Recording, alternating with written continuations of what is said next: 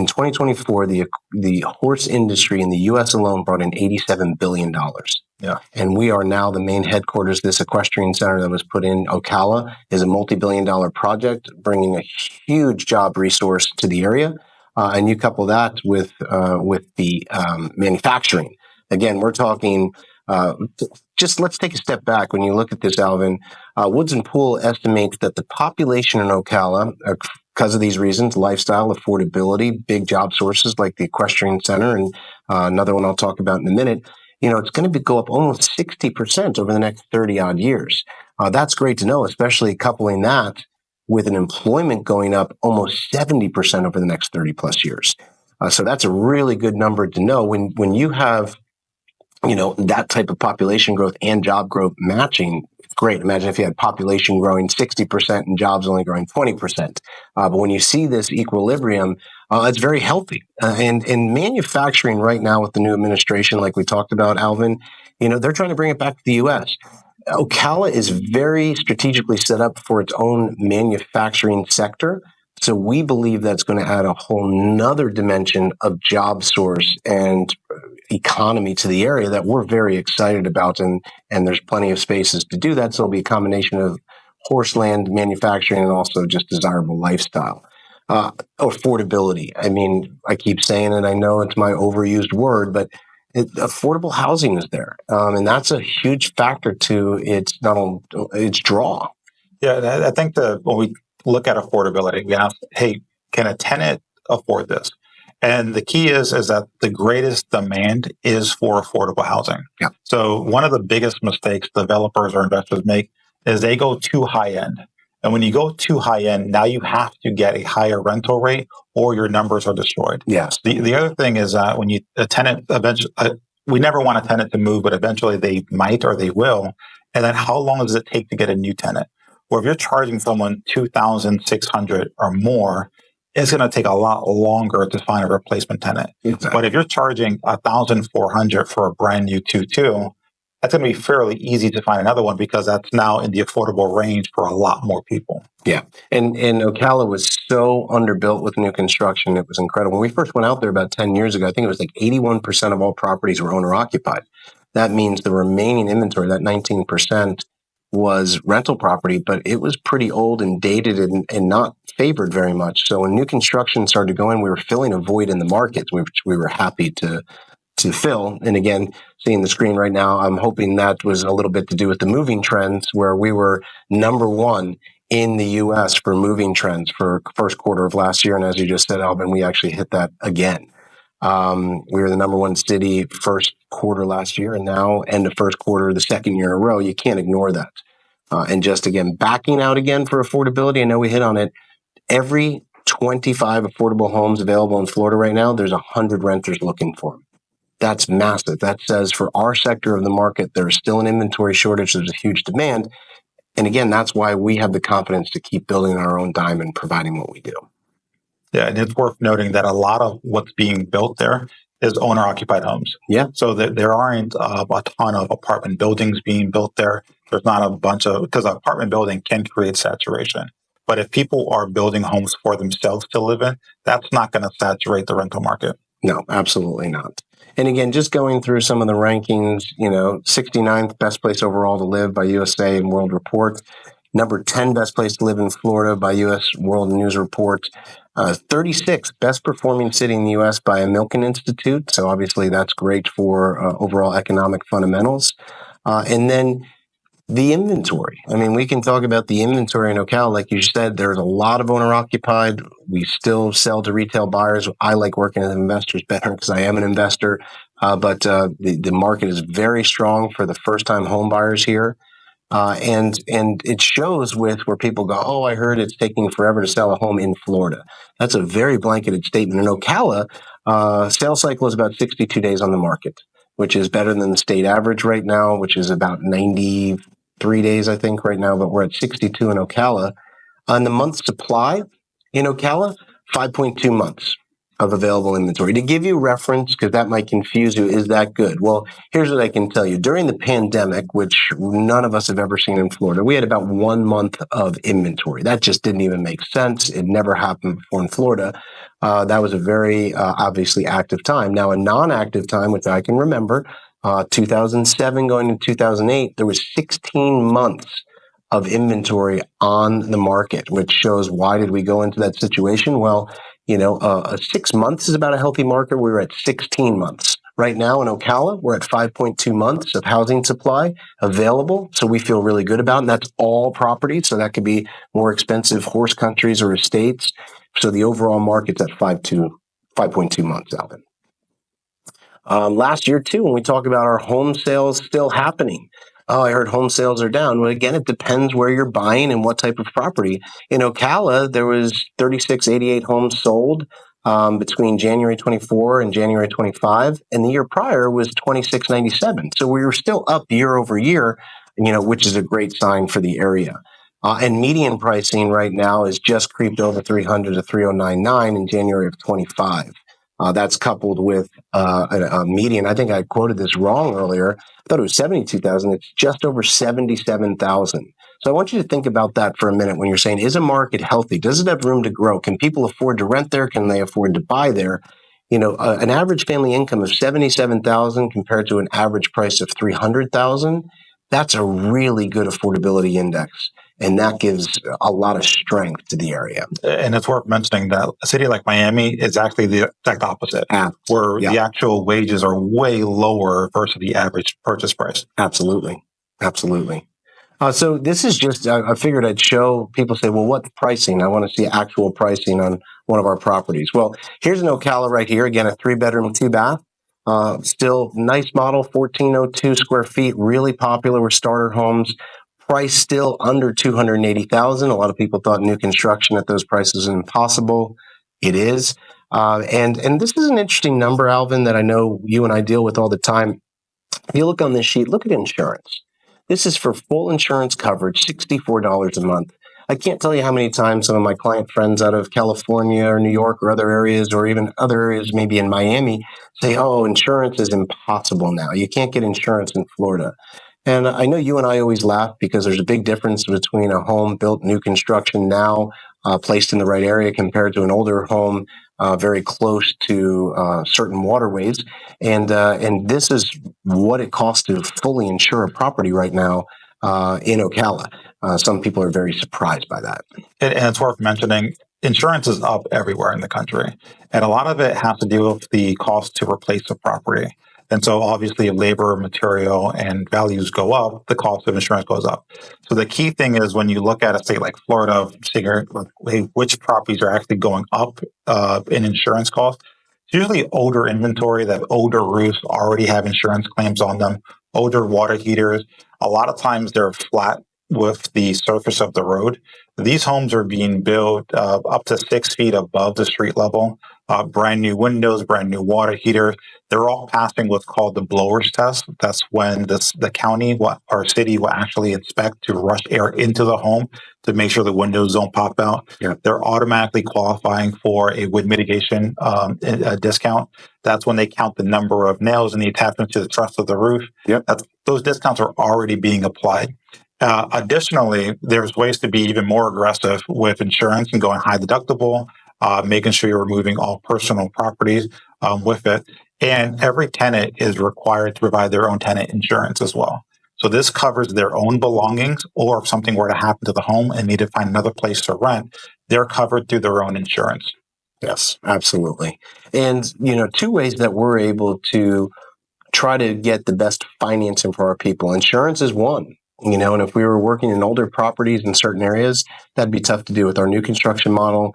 As you were just saying, with the wind mitigations and other things that we can do, we get that down. They're all about risk, but also financing. With having our own builder forward commitment program where we're pre-buying mortgages for you can see people are saying, how are you getting the mortgages so cheap? Well, we're pre-buying money. And where most banks might quote you 7% right now, we're getting in as low as 3.75 with long-term financing. Obviously, Alvin, that helps get our people off on the right step. You look here, this property cash flows over $300 a month to start. Without our loan program, it could be very different. Yeah, and it's worth mentioning, I'm a licensed broker. I can sell on-market deal, but whenever we work with an investor and we share with them both the options, and we say, hey, here's the same purchase price, here's the same rent. On market, you're going to get an 8% interest rate, right? Through our preferred partnerships, what we were able to negotiate, we're able to get you down as low as a 3.75% interest rate in today's market. So now when you show the numbers as far as the cash flow and how it produces, it's not even close. So we're actively in the solution business. And right now, the biggest problem right now to cash flow is the insurance rates. I mean, it's not is the interest rate. So if you're at a high interest rate, your deal is not going to cash flow. And you can try to negotiate a 30K discount in today's market. It can be tough to get. But even if you got that discount, your deal's still not going to cash flow. So the solution to finding affordable cash flowing properties is by buying down the rates and getting much more aggressive interest rates. Absolutely. And again, we do this for not only Ocala, but all our central market areas. So Inverness, I know, is a popular one right now. Alvin's been having a lot of activity on our new duplexes coming there. Very similar to Ocala, great historic downtown area. It has some of its own local festivals, landscapes. I was out there on New Year's Day myself, going to some of the springs with my family. It's great outdoor living, and again, an attractive little town with a lot going for it. So I actually have one of these duplexes under market myself in Inverness. And so what I did is I had to analyze my own portfolio. And so over the last few years, I was going heavy in appreciating markets. Markets are going to appreciate very well. In today's market, we don't know where appreciation is going to be. Some predict 1%, which is fine. They can predict that. Some are being more aggressive, saying, hey, third quarter, we're going to hit 4%. Wherever you think you're going to land there, we can't bank on appreciation in today's market. So when I analyzed my own portfolio, what I needed most was cash flow. So I needed more cash flow in my portfolio. So I added Inverness into my portfolio to increase my portfolio's cash flow overall. Yeah. And where I found my duplex is right near a hospital. There's not a lot of development there, high demand for rent, and the cash flow is absolutely amazing. I'm projected to get about $800 a month on my duplex, and the price point is very low.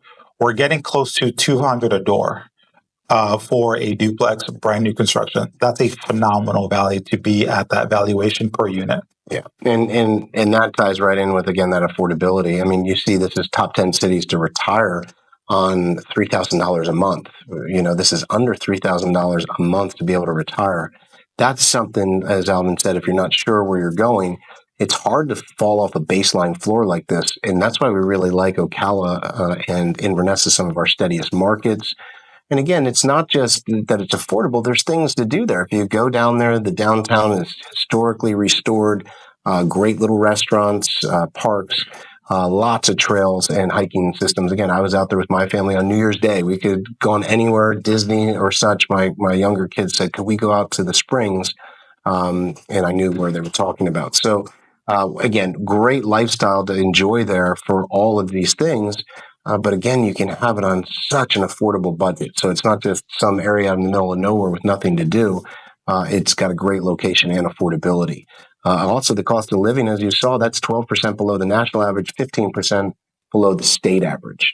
So looking at that, and again, Ocala is right about 300,000. This is still below 270 as of the end of this past year. So you can't ignore that. And these types of things draw people in.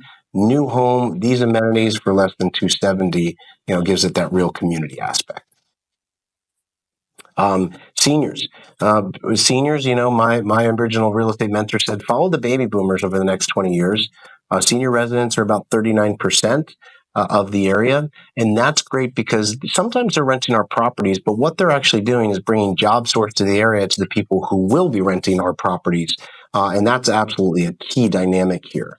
Inverness duplex, as Alvin said, just at about 200,000, a little over 200,000, you can get two properties.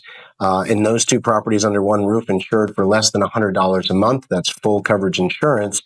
And hitting over $700 to start cash flow. A lot of people thought it was impossible. New construction in a growth market in Florida, there's no way to get it this cheap or cash flowing this well. We show differently. And I think part of it is our great insurance that we're able to work with, our mortgage program, and we do include the first 2 years of property management for free. I know all these things are the reason why Alvin, we've worked together on so many, whether personally or with so many clients. This is also a single family home. You look at this, just over 270,000. Again, that 1402 square foot model is a real popular one because people love starter homes, and that gives enough of a size, good size yard. So again, it's going to be easy to rent. And again, down the road, I always tell you, look at resaleability. You can get an investment property that's easy to get. Will you be able to sell it down the road, whether to another investor or to a retail buyer? I know for a fact, because we still build some for retail buyers, that these will sell retail quite well. You decide to sell in 5 to 7 years, they perform well. And the good thing is, again, with the affordable insurance and mortgages right now, a single family home new construction can be over $360 a month from our estimates for the starting property. Yeah, and an important thing to mention as well is a big part of your cost is going to be a turnover cost. Mm-hmm. And so when you invest in a major city and you're getting a small studio apartment there, you're always going to have higher turnover costs because people are going to the major city probably for a year, maybe 2 years. And if they get married, they have a kid, now that studio apartment's too small for them. Yep. So now they have to go to something bigger. When you rent out a single family home with a garage, and maybe there's a couple with one kid and they have a second, you have room for that second kid. Yep. They decide to buy a jet ski, you got room for that jet ski. People are planting roots in these communities and they're able to, as their family grows, as they buy more things, they have more room to put these things. So they're not looking to go somewhere else immediately afterwards. Absolutely. And the new construction really does make a difference. When I used to rehab a lot of older, smaller homes, and I did that for a number of years, my average tenant would stay for about 13 months. Now with our new construction model, especially on the single families, our average after doing thousands of these is just over 3 years. And that's a really good position to be in, to have your first tenant stay that type of length, because you're having consistency, you're not having a lot of downtime or turn costs. So that's something that you do want to look at. The new construction on these affordable, the tenant is staying literally 3 times longer than what I experienced before. Just a reminder, Alvin, we've talked about this. There's 5 great ways to make money in real estate. I look at all of these and they work together. And I find owning your own real estate, going the new construction, you can hit all 5 of these. I think you can have the best of all worlds. You don't have to sacrifice cash flow for appreciation or appreciation for cash flow. They can work together. And again, that's why we love these Central Florida markets, because we think we'll be able to hit all of them. And the savvy investors use proven systems, strategies, and guidance for making that money repeatable. I know you and I have joked about this. Making money in real estate should be boring. I don't want excitement. My excitement can come from going to the beach or jumping out of an airplane or something of such. With real estate, you want the same repeatable results over and over and over. I agree. I have properties near my house. I try not to drive by them. Yeah. Because if I get paid every single month, I know things are good. Yeah. Additionally, I was in Japan and I was notified by the property manager, hey, your property's rented now. Cool. We had a property turnover. I wasn't even involved. I was just updated, which is my best case scenario, because now I can go be somewhere and enjoy myself and not have to worry about what's happening with the property. I'll just be updated. Exactly. Good systems prevent you from taking on a second or third job, and investing in real estate, especially with systems we've put together, you shouldn't have a second or third job. That should be leveraged off through the system. And I want to remind everybody, Alvin, you and I talk about this. It's time in the market. I've been doing this 25 years. You don't have to look out that far, but if you're only looking out 12 months and not the next 3 to 5 years, you're really cheating yourself, because the most successful real estate investors I know that have bought property strategically and looked long term, they're looking at their time in the market, not timing the market. Like, I got to get this to happen in the next 6 to 12 months. It's putting a lot of pressure on yourself and the investment tool. You want to look at time in the market. And I promise you, if you do that, and you follow the fundamentals I talked about, those 5 things: economic growth, population growth, affordability, desirability, and healthy supply and demand, and you put time in the market on your side, that's when true passive income and wealth creation and long-term generational stability can come about. I agree. And your cash flow gets better over time. Most of your costs are fixed, but the rental rate will keep going up over time. So your cash flow will improve. you get a lot of wealth through just the debt pay down. You're only putting 25% down, tenants paying the other 75%. So if you just wait, they'll pay the whole thing off for you. Yes. And same is true with appreciation. Appreciation is the number one source of generating wealth through real estate. You don't get the appreciation if you sell the property right away. So hold on to it, enjoy the ride. Maybe at year 10, 12, 1031, something bigger, no problem, but definitely let it work for you. I always look at it like you planted a apple tree, and flipping a property is you're just crushing the whole tree. True. It's like don't so crush true. the tree, let it grow, let it keep producing fruit for you, and just enjoy the benefits of it. Let it go to work. Absolutely. And one of the things always surrounding this is we talk about local economy, but also let's pull back and look at the U.S. economy, because a lot of people, like you said, are unknowns. I just shared this slide the other week about the last 2 months. We've seen these dollars be slated for the U.S. economy.